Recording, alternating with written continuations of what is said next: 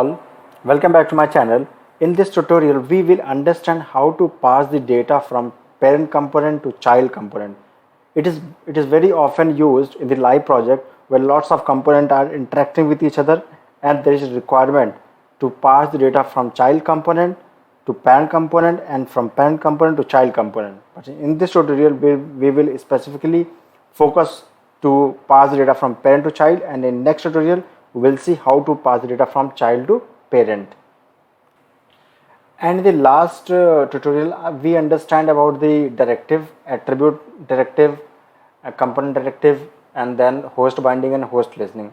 I'll share the link in the description box. So before proceeding further, if you have not subscribed this channel, please subscribe this channel and follow me on the Facebook and Instagram. Here's the link. So on my Facebook page, I'll keep posting regarding the job on different skills, different domain, whether it is .NET, Java, Angular, Python, data science. So please follow me on the Facebook page. So let me open the Visual Studio Code and we'll proceed further. So this is a default structure of an application where app module is a default module and app component is the default component. So there is only one component, which is app component. So in order to pass the data from parent to child, so let's suppose app is a parent component and we need to create the child component. So let's create a child component. G for generate and C for component and say customer. So it will generate a customer component and we will suppose as customer to as a child component. So child component is generated and it will act as a child component, right? So this is an parent component HTML. So let's say keep open, and child component TS file, let's say keep open, and we'll open the parent component.ts file as well. So in order to access the child component on the parent component, what will we have to do? Open the this selector where the child component, yes, copy the child component, and we know that if we paste this as a tag on the parent component HTML, then we will able to show the data, whatever the data is showing on the child component. So let's save it and run, so that there and then we will identify what is the output. So it will compile, it take around 10 to 15 seconds. So the application compiled successfully. Let's go to the browser and run localhost 4200. So see, whatever the data was there on the customer component, we can see. So if you open the app customer component.html, so this was the only text and we can able to see on the browser. Now we have to pass the data. So let's suppose this is in data and we need to pass the data from here to the customer component. So in order to get the data on the child component, we need to use the input. Input will be coming from the core library, right? And here we will define @input in this way, and we'll define one variable.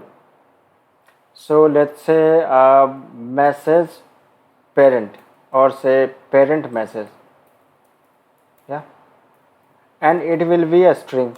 So let's define the data type as well, or assign the default value, which is a blank. So now this is the variable. Copy this variable name and open the app component.html. It's very easy, just you need to understand the concept and syntax and put inside the square bracket. And now copy the variable name which hold the value or which need to pass. Just copy this title and save here. Now how do we get the data? So it will transfer the data from child variable to the message parent message variable, and it will get the data using @input. So let's console it. Console.log, we need to display this dot parent message, yeah, parent message and save it. Now let's go to the browser and open the console.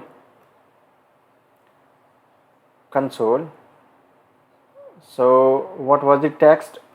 We believe the text was, where is the custom app component.ts file, demo application. So it print the demo application on the console. So let's change something else and let's see and save it, right? And go to the browser. Now it refreshes automatically and we can see the message which is coming from the parent component. Now this is a string. We are showing here how to pass the string. But let's suppose what will happen if we have a data in an array. So let's see one example, array, or let's define this as array, and array contains some object like name,